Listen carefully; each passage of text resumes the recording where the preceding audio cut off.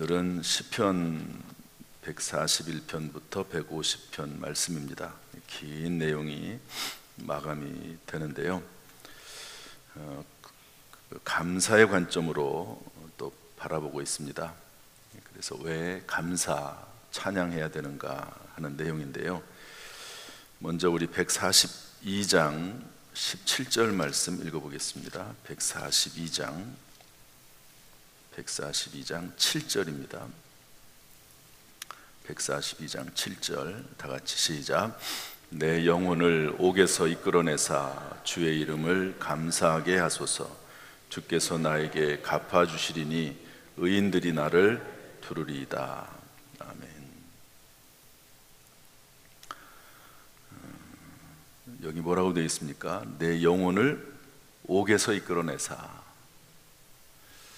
물론 이제 그렇게 내주시면 감사하겠다 하는 말이지만, 그러나 우리는 여기서 옥이라고 하는 것은 뭐 감옥이라고도 해석할 수 있지만 또 지옥이라고도 해석할 수 있다고 저는 봅니다. 그러니까 이 시편 142편 다윗의 시거든요.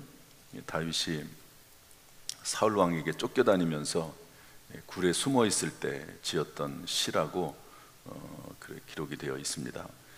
굴이 지옥과 같을 수도 있고 감옥과도 같을 수 있겠죠.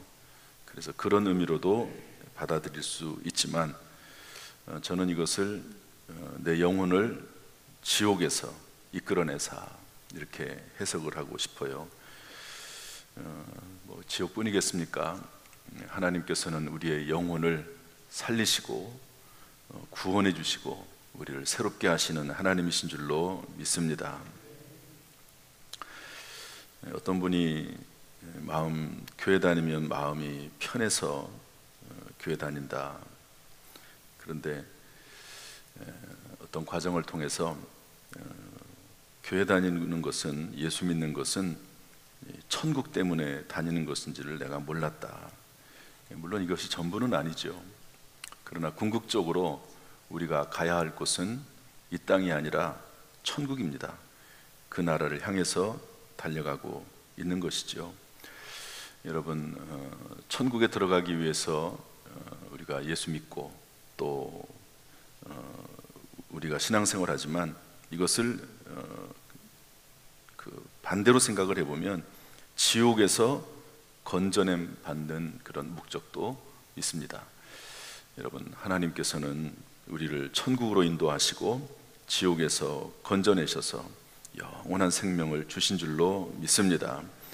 이것으로 인해서 감사하는 삶이 끊어지지 않기를 주님의 이름으로 축복합니다. 143편 2절에는요, 이것이 감사한 이유는 143편 2절에 보면 이렇게 되어 있습니다. 한번 읽어볼까요? 143편 2절 시작. 주의 종에게 심판을 행하지 마소서. 주의 눈앞에는 의로운 인생이 하나도 없나이다. 하나님께서 보실 때 의로운 사람은 한 명도 없다는 거죠. 저나 여러분이나 서로 이렇게 비교해 보면, 사람까지 비교해 보면 조금 착한 사람도 있고 그렇지 못한 사람도 있습니다. 아주 악한 사람도 있어요, 사람들이 볼 때는. 그러나 하나님께서 볼 때는 다 똑같습니다. 다 똑같습니다. 의로운 사람이 한 명도 없다. 이 땅에서 볼 때는 높은 빌딩도 있고 낮은 집도 있지만, 그러나 멀리 올라가서 공중에서 비행기 타고 바라보면요, 다 똑같습니다. 다 똑같아요. 거룩하신 하나님께서 보시기에는 의로운 인생이 하나도 없다. 그러나 우리가 예수 그리스도, 나를 위해서, 우리를 위해서 십자가에 죽으신 예수 그리스도, 그분의 십자가 보혈을 믿음으로 우리가 의롭게 된 줄로 믿습니다. 그래서 지옥에서 건져내시고 천국으로 인도하시는 줄로 믿습니다. 이 사실로 인하여서 감사가 충만하기를 주님의 이름으로 축원합니다. 두 번째로 감사할 이유는요, 144편 1절 2절 말씀 보겠습니다. 144편 1절 2절 다 같이 읽어보죠. 시작. 나의 반석이신 여호와를 찬송하리로다. 그가 내 손을 가르쳐 싸우게 하시며 손가락을 가르쳐 전쟁하게 하시는도다.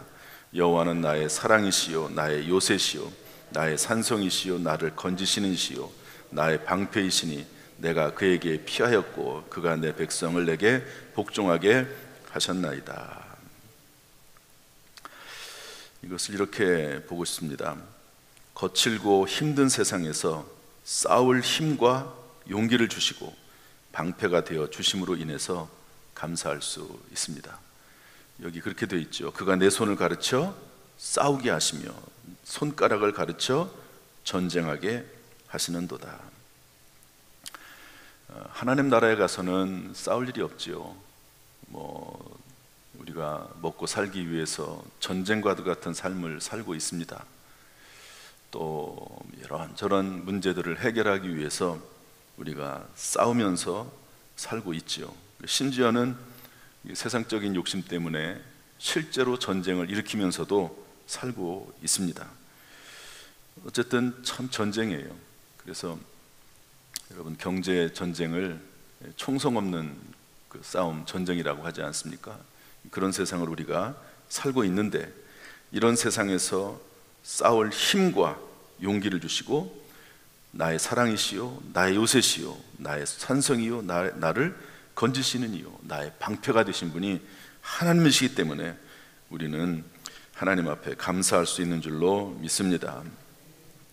다윗의 이야기입니다. 이 이야기는 다윗이 얼마나 많은 전쟁을 했습니까? 다윗이 사울왕을 피해 다니면서 죽을 고비를 얼마나 겪었습니까? 그런데 그때마다 세상을 마감하고 싶은 게 더 편할 수 있을 그런 때에도 하나님께서 다시 일어나서 싸우게 하시고 그 마음을 강하고 담대하게 하셔서 살아가게 하시는, 그것을 통해서 하나님 앞에 감사할 수 있는 것이죠. 여러분, 이러한 다윗의 고백이 우리들의 고백인 줄로 믿습니다. 우리 교회가 얘기 자꾸 해서 그렇긴 하지만 건축하고 나서 저들 비롯해서 많은 분들이 힘들었습니다. 그런데 시간이 꽤 걸렸죠. 그때 새벽마다 하나님 앞에 나와서 기도하는데 하나님이 저에게 주신 말씀이 있습니다. 하나님은 말씀을 통해서 역사하시거든요. 하나님께서는 말씀을 보내셔서 그를 치료하시고 그리고 모든 어려움을 극복하게 하신다고 했는데요, 144편 1절이 그때 저에게 주신 말씀이었습니다. 어려울 때 동지들이 있고 함께하는 분들이 있어서, 구역으로 치면 셀원들이 있고 또 믿음의 동지들이 있어서 우리가 그분들과 함께 이겨내지만, 그러나 가장 중요한 것은 사실 자기 자신이거든요. 아무리 옆에서 누가 도와주려고 해도 본인이 스스로 포기하거나 본인이 낙심하거나 본인이 좌절해버리면 아무것도 할 수 없습니다. 그런데 그때 저에게 주신 말씀이 이 말씀이에요. 나의 반석이신 여호와를 찬송하리로다. 그가 내 손을 가르쳐 싸우게 하시며 손가락을 가르쳐 전쟁하게 하시는도다. 하나님 말씀이 주어지면 이 말씀이 나에게 하시는 말씀이구나 라고 느껴질 때가 있습니다. 이제 이것은 경험을 통해서 반복될 수밖에 없습니다. 경험이 알려주는 것이죠. 여러분, 하나님은 우리가 힘들고 거친 세상을 싸우는 걸 알고 계세요. 우리가 이 세상은 완전한 세상이 아니고 하나님 나라가 완전한 세상이라는 것을 알고 계십니다. 어쨌든 우리는 하나님이 보실 때까지 이 땅에서 살 수밖에 없습니다. 요즘은 참 이렇게 누구를 보든지 간에 모르겠습니다. 참 불쌍하다 이런 생각이 저는 많이 들어요. 저도 참 불쌍하다. 그리고 성도들 볼 때 참 이 세상 산이라고 참 힘들게 불쌍하게 살아간다. 먹고 살려고 몸이 안 좋아서 또 미래에 대한 불투명 때문에 참 힘들게 살아간다. 천국이 있으니까 우리가 그나마 위로받고 사는 거지 참 이 세상에 소망이 없다. 이 세상에는 완전한 것이 없다. 그런 생각을 많이 합니다.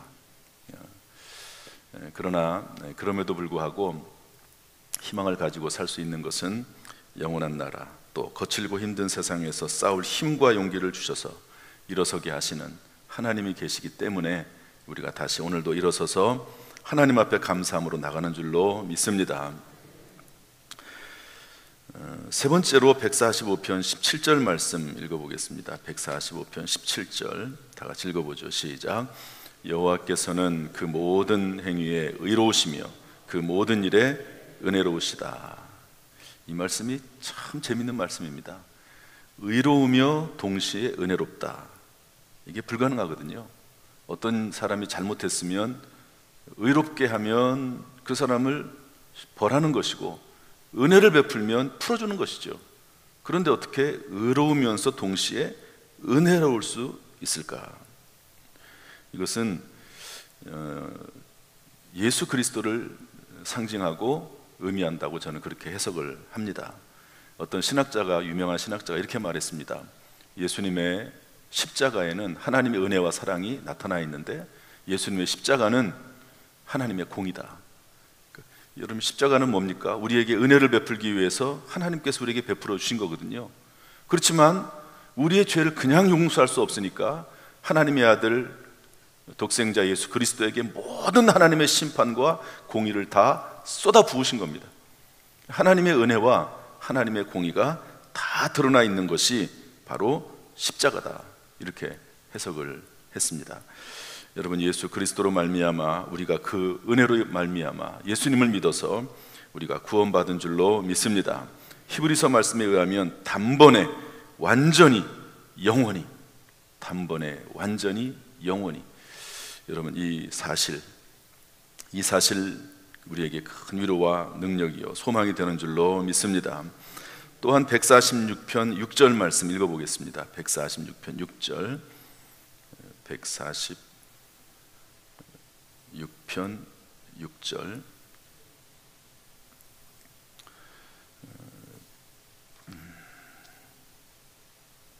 147편 6절입니다. 다시 보겠습니다. 147편 6절 다 같이 읽어보겠습니다. 시작. 우리 주는 147편 5절입니다. 죄송합니다. 147편 5절입니다. 시작. 우리 주는 위대하시며 능력이 많으시며 그의 지혜가 무궁하시도다. 아멘. 지혜와 능력이 무궁하신 분이 주님이십니다. 다니엘서 2장 20절에는 뭐라고 말씀하고 있냐면 영원부터 영원까지 하나님의 이름을 찬송할 것은 지혜와 능력이 그에게 있음이로다. 여러분, 어떤 일을 만나든지 간에 하나님은 지혜가 있으시고 능력이 많으신 분이신 줄로 믿습니다. 솔로몬에게 지혜를 주신 분이 우리의 하나님이신 줄로 믿습니다. 예수님은 지혜가 많으셔서 또 능력이 많으셔서 그의 사역을 감당하시고 또 우리에게 그 지혜를 성령 안에서 주시는 줄로 믿습니다. 그러므로 오늘도 그 지혜와 능력이 언제든지 나에게 가능성으로 있음을 믿고 하나님 앞에 감사하는 하루요 평생의 삶이 되기를 주님의 이름으로 축복합니다. 시편 148편부터 50편까지는요 이제 시편을 마치는 거잖아요. 148, 149, 150 마치는 건데 여러분들이 이제 꼭 읽어보십시오. 148편부터 149편에 찬양하란 말이 20번, 30번 나옵니다. 그러니까 시편을 마감하면서, 시편은 제가 계속 말씀드리지만 고통 중에, 환난 중에 쓴 시입니다. 환난 가운데 하나님이 위로하시고 지켜주시고 은혜 베풀어 주신 것에 대한 감사 찬양이거든요. 또 신앙 고백이고 내가 어떻게, 그럼에도 불구하고 어떻게 살 것인지에 대한 믿음의 고백이거든요. 그런데 그 모든 시편의 내용을 맨 마지막에 어떻게 마무리하느냐? 찬양으로 마무리하고 있습니다. 150편에서는 찬양하라고 하는 말을 매절마다 쓰고 있고요, 149편에도 찬양하란 말을 계속 쓰고 있고 148절에도 할렐루야, 하늘에서 여호와를 찬양하며 높은 데서 그를 찬양할지어다. 모든 천사여 찬양하며 모든 군대고도도 찬양하고 해와 달과 별들도 찬양하고 하늘도 찬양하고 모든 물들도 찬양할지어다. 그러면서 찬양하라고 하면서 마감을 하고 있습니다. 여러분, 우리의 평생에 우리의 마지막이, 특별히 마지막이 감사 찬송이 될 수 있기를 주님의 이름으로 축복합니다. 그런데 이전에는 안 보였던 말씀이 이번에 보이더라고요. 149편 6절 말씀인데 한번 읽어보겠습니다. 149편 6절 말씀인데 시작. 그들의 입에는 하나님에 대한 찬양이 있고 그들의 손에는 두 날 가진 칼이 있도다. 아멘. 이 찬양에 대한 이야기를 이렇게 쓰고 있습니다. 입에는 찬양이 있고 손에는 두 날 가진 칼이 있도다, 이렇게 표현을 하고 있는데요. 전체적인 흐름 가운데서 하나님 앞에 올려드리는 찬양, 입으로 드리는 찬양, 또 찬양하면서 하나님 앞에 들어 올리는 손, 모두 찬양의 개념입니다. 그 찬양 가운데 하나님의 능력이 있고 영광이 있다라고 하는 말씀으로 이 말씀이 저에게 이해가 됐습니다. 여러분, 찬송에 대한 성경의 이야기를 쭉 살펴보면요, 감사도 저는 동일한 범주에 속한다고 보는데요, 찬송은 오늘 여기 말을 빌리면 칼과도 같은 역할을 합니다. 특별히 감사 찬송은 마귀에게 칼로 느껴진다. 여러분, 351장 보면 이렇게 되어 있습니다. 우리 찬송 듣고 지옥 떨리니. 그러니까 우리의 찬송 소리, 우리가 하나님을 찬송하며 감사할 때 지옥은 떨리고 악한 영 사탄 마귀는 떠나가고 그들은 두려워하게 된다 하는 것으로 이해할 수 있는 것이죠. 한번 따라서 합시다. 감사 찬송은 마귀에게는 칼로 느껴진다. 우리가 찬송하면요, 마귀는, 나에게 역사하려고 하는 마귀는 떠나갈 수밖에 없고 두려움에 떨 수밖에 없다. 바울과 실라는 빌립보 감옥에 갇혀 있을 때 찬송하고 기도했습니다. 그랬더니 감옥문이 열렸지요. 다윗은 사울왕 앞에서 찬송했습니다. 수금을 타면서. 그때 사울을 붙잡고 있었던 악신이 떠나갔다고 성경은 기록을 하고 있습니다. 역대하 20장 21절 22절 말씀 보면 여호사밧과 아람이 전쟁을 하는데요, 그 전쟁할 때 성가대를 만들어 가지고요, 성가대를 앞에 세웠습니다. 성경에 뭐라고 되어 있냐면 성가대가 찬양할 때 하나님께서 역사하셔서 아람 군대를 물리치셨다고 성경은 기록을 하고 있습니다. 어젠가요, 그전가에도 말씀드렸지만 김홍도 목사님은 감당할 수 없을 것 같은 고난과 어려움이 닥쳐올 때 그때 찬송한다고 했습니다. 참 그 큰 교회를 목회하는 것은 귀중한 일이지만 그것을 이렇게 이룩하고 유지하는 것은 더 어렵습니다. 김홍도 목사님 뿐이겠습니까? 지금 다 이분들 다 돌아가셨지만 조영기 목사님은 얼마나 큰 교회를 목회했고 또 성전을 건축했습니까? 그런데 성전을 건축할 때, 예배당을 건축할 때 지금도 그렇지만 재정이 다 준비가 돼서 예배당을 건축하는 교회가 얼마나 되겠습니까? 예배당 골조를 다 세워놓고 있는데, H빔으로 세워놓고 있는데 재정이 없어가지고 더 이상 집을 짓지 못하고 예배당을 짓지 못하고 중단됐습니다. 그런데 비가 내리는 거죠.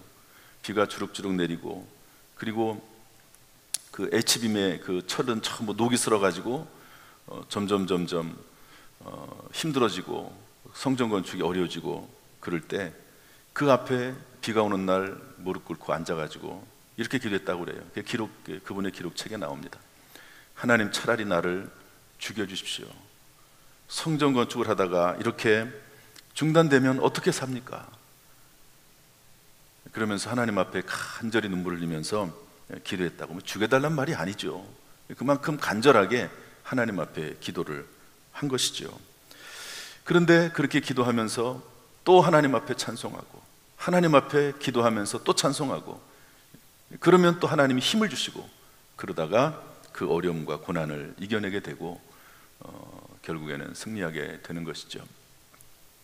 여러분, 하나님 앞에 찬송하고 감사하는 것은 능력이요, 악한 영을 물리치고 내 마음속에 있는 모든 부정적인 것과 스스로를 무너뜨리는 모든 것에서 해방되는 우리의 힘이고 지혜이고 능력인 줄로 믿습니다. 찬송이 끊어지지 않고 찬송 감사로 살아가기를 주님의 이름으로 축원합니다. 제가 아마 감사에 대한 설교를 꽤 많이 했을 겁니다. 30년 동안 적어도 1년에 맥주감사절, 추수감사절, 또 그때가 되면 보통 한 2번 정도 설교를 하거든요. 제가 쭉 한번 살펴봤어요. 제가 어떤 설교를 했나. 그러면서 그때그때마다 책을 찾고 또 기도하면서 가지고 있는 얻은 중요한 이야기들이 있습니다. 성경의 설교 중에 이야기는요 참 중요합니다. 이게 성경 이야기, 어떤 이야기를 하면서 중요한 이야기를 하면서 성경에 실제적인 이런 일이 일어났다라고 얘기하는 것은 상당히 그 마음에 믿음을 주는 거거든요. 또 세상 이야기, 실제적으로 일어난 이야기들을 하면 그 이야기는 우리에게 확신을 줍니다. 그런 것들을 제가 찾으려고 참 애를 많이 쓰고 노력을 하는데요. 이런 내용이 하나가 있더라고요. 감사라고 하는 내용인데 한번 여러분 들어보시죠. 아마 기억에 나시는 분도 있을 겁니다. 결론은 이제 감사란 말인데 한번 잘 들어보세요. 저는 다시 읽어봐도 감사가 되더라고요. 읽겠습니다. 잘 들으세요. 좀 길어요. 죽을 만큼, 이건 뭐냐면 어느 요양원에서 그 요양원에 계신 연세가 많은 그 어르신이 쓴 글이라고 그래요. 실제일 수도 있고 아마 누가 만들어낼 수도 있긴 하겠지만 충분히 공감이 되는 이야기라고 생각이 됩니다. 실제 글이라고 보는데요. 제가 읽어드리겠습니다. 죽을 만큼 사랑했던 사람과 모른 채 지나가게 되는 날이 오고, 한때는 비밀을 공유하던 가까운 친구가 전화 한 통 하지 않을 만큼 멀어지는 날이 오고, 또 한때는 죽이고 싶을 만큼 미웠던 사람과 웃으며 볼 수 있듯이 시간이 지나면 이것 또한 아무것도 아니다. 변해버린 사람을 탓하지 말고 떠나버린 사람을 붙잡지 말고 나를 아프게 한 사람도 잊어버려라. 내가 아둥바둥 매달리지 않더라도 갈 사람은 가고 내 옆에 남을 사람은 무슨 일이 있더라도 알아서 내 옆에 남아준다. 나를 아껴주지 않는 사람에게 내 시간 내 마음 다 쏟고 상처받으면서 다시 오지 않을 꽃 같은 시간을 힘들게 보낼 필요는 없다. 비바람 불어 흙탕물을 뒤집어 썼다고 꽃이 아니더냐. 다음에 내릴 비가 씻어준다. 실수들은 누구나 하는 거다. 아기가 걸어 다니기까지 3000번은 넘어지고야 겨우 걷는 법을 배운다. 나는 3000번을 이미 넘어졌다가 일어난 사람인데 별것도 아닌 일에 좌절할 필요 없다. 이 세상에서 가장 슬픈 것은 너무 일찍 도전을 포기하는 것이고, 가장 불행한 것은 너무 늦게 사랑의 소중함을 깨우치는 것이다. 내가 아무리 잘났다고 뻐긴다 해도 결국 하늘 아래에 놓인 건 마찬가지인 것을, 높고 높은 하늘에서 보면 다 똑같이 작고 하찮은 생물일 뿐인 것을, 아무리 키가 크다 해도 하찮은 그 흔한 미루나무보다도 크지 않으며, 아무리 달리기를 잘한다 해도 동물보다는 느리다. 나보다 못한 사람을 짓밟고 올라서려 하지 말고, 나보다 잘난 사람을 시기하여 질투하지도 말고, 남과 비교하지 말고 그냥 있는 그대로의 나를 감사하며 살아라. 요양원에 가봐라. 젊었을 때 어떻게 살았든 늙으면 다 똑같다. 하늘 아래 있는 것은 다 거기서 거기다. 아무리 움켜쥐기를 위해 살아봤자 아무것도 못 가져간다. 아침에 눈을 뜨면 주어진 하루를 감사하며 다른 사람을 아프게 하지 말고 건강하게 살아라. 이렇게 글이 되어 있습니다. 참 감동이 되는 말이고요. 저도 이제 나이가 들어가는지 요즘 아침에 새벽기도 나왔는데 권사님들이 앉아 계시더라고요. 이제 연세가 많이 드시니까 다 몸이 아파가지고 그러고 앉아 계세요. 유정래 권사님 이제 병원에 입원했다가 퇴원해가지고 곧바로 나오시고, 또 몸이 이제 안 좋으신 지병 있는 분도 계시고. 그래서 제가 뭐라고 했냐면요, 요즘은 어떻게 하면 잘 죽을까, 잘 살까가 아니라 어떻게 하면 잘 죽을까, 그 생각하고 있다. 그렇게 제가 얘기를 했습니다. 점점 사람이 시간이 지나면 지날수록 깊어진다 하긴 좀 그렇게 하긴 하지만, 어쨌든 인생 경험을 하고 살다 보면 참 인생이 헛되다는 걸 느껴요. 정말 그렇습니다. 솔로몬이 전도서에서 헛되고 헛되며 헛되고 헛되니 모든 것이 헛되도다, 이 말씀이 아주 그냥 마음속 뼛속에 느껴집니다. 헛된 것뿐이다, 이런 생각이 듭니다. 그렇지만 이 시간에 어차피 저나 여러분이나 이 세상에서 하나님 불시될 때까지는 살아남는 거죠. 헛되지 않은 것이 무엇입니까? 솔로몬은 뭐라고 말했냐면 하나님을 경외하고 하나님을 섬기는 것, 그것이 헛되지 않은 것뿐이다. 그리고 할 수만 있으면 이 세상에 살면서 즐거워하고 기쁘게 사는 것, 이것밖에 없다, 이렇게 얘기했어요. 솔로몬이 그렇게 얘기했습니다. 제가 얘기하는 게 아니고. 그냥 하나님을 경외하며 살아라, 그리고 기쁘게 살아라, 즐겁게 살아라, 그렇게 이야기하고 있습니다. 여러분, 이러한 삶이 너무 욕심부리지 말고, 그러나 또 하나님의 사명 감당하기 위해서 또 무언가 일을 하면서 하나님 앞에 감사하며 살아나가기를 주님의 이름으로 축원합니다. 축원합니다. 기도하겠습니다. 하나님 아버지, 오늘 시편의 말씀을 마감했습니다.